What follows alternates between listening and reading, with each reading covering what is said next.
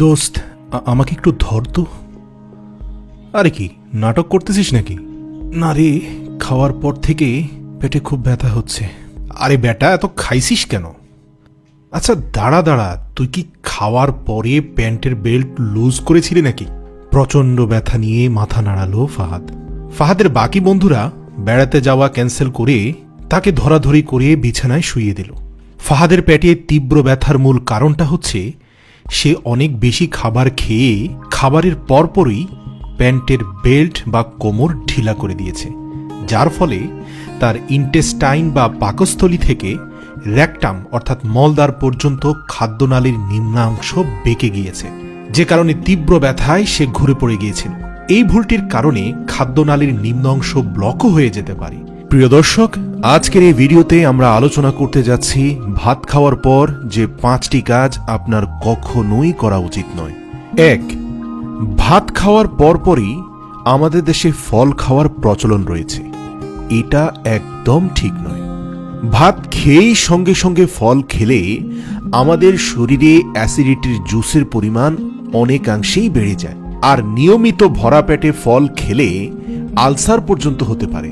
তাই স্বাস্থ্য বিশেষজ্ঞরা বলছেন ফল খান, তবে ভাত খাওয়ার 2 ঘন্টা আগে অথবা 2 ঘন্টা পরে। দ্বিতীয় নম্বর হচ্ছে, অনেককেই দেখা যায় খাবার শেষ করার সঙ্গে সঙ্গেই ধূমপান শুরু করে। এটা খুবই মারাত্মক খারাপ অভ্যেস। চিকিৎসকরা বলেন অন্য সময় ধূমপান যতটুকু ক্ষতি করে, খাবার খাওয়ার পর ধূমপান করলে তা 10 গুণ বেশি ক্ষতি করে। কেননা তখন আমাদের পুরো শরীর খাবার থেকে নিউট্রিশন সংগ্রহ করতে ব্যস্ত থাকে, আর এ সময় নিকোটিন সবচেয়ে বেশি গ্রহণ করে থাকে। 3 নম্বর হচ্ছে, খাবার গ্রহণের পরপরই গোসল করবেন না, কারণ খাওয়ার পরপরই গোসল করলে শরীরের রক্ত সঞ্চালন মাত্রা বেড়ে যায়।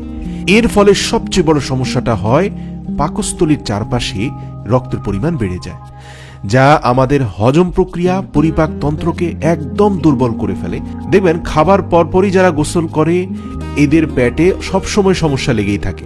4 নম্বর হচ্ছে, অনেককেই দেখা যায় খাবার গ্রহণের সময় পেট একটু ভরে গেলে কোমরের বেল্ট অথবা কাপড় ঢিলে করে দেয়। এটা ঠিক নয়।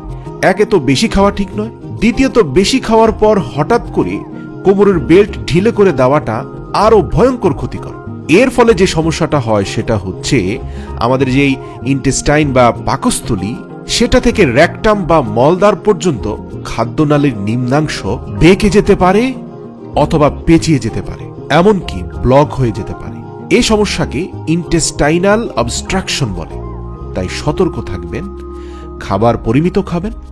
কখনো বেশি খেয়ে ফেললেও অন্তত 1/2 ঘন্টা 1 ঘন্টার মধ্যে আপনার কোমরের বেল্ট বা কাপড় ঢিলে করতে যাবেন না। এরপরে হচ্ছে, খাবার পরেই অনেকে আছে চায়ের কাপ হাতে নিয়ে বসে যান। প্রিয় দর্শক, চায়ে থাকে প্রচুর পরিমাণে ট্যানিক অ্যাসিড, যা খাদ্যের প্রোটিনকে 100 গুণ বাড়িয়ে দেয়। আপনি নিশ্চিত থাকেন আপনি খাবার খেয়ে সাথে সাথে যদি চা খান, তাহলে এই খাবার হজম হতে স্বাভাবিকের চেয়ে কয়েক গুণ বেশি সময় লাগে। অনেক ক্ষেত্রে ফুড পয়জনিং হয়, বমিও পর্যন্ত হতে পারে। আর যদি হজম হয় সেটা বদহজম হবে। তাই কিছু সময় অপেক্ষা করার পর, অন্তত 1/2 ঘন্টা পর আপনি চা পান করুন। আর সর্বশেষ যেটা বলবো, খাবার খেয়েই হাঁটাচলা করতে শুরু করবেন না। আমাদের দেশে একটা কথা আছে, খাবারের পর 100 কদম হাঁটা মানে 100 দিন আয়ু বাড়িয়ে ফেলা। হ্যাঁ, তা ঠিক, খাবারের পরে একটু হাঁটাহাঁটি করা প্রয়োজন, সেটা স্বাস্থ্যের জন্য ভালো, কিন্তু অন্তত 10 মিনিট স্বাভাবিক থাকার পরেই সেই হাঁটাটা স্বাস্থ্যের জন্য ভালো। খাবার খেয়ে সোজা উঠে হাঁটা শুরু করতে যাবেন না, অর্থাৎ তাৎক্ষণিক হাঁটা যাবে না। 10 মিনিট স্বাভাবিক থেকে তারপরে হাঁটবেন। এতে আমাদের শরীরের ডাইজেস্টিভ সিস্টেমটা ভালো থাকে এবং শরীর খাবার থেকে প্রয়োজনীয় পুষ্টি শোষণ করতে পারে।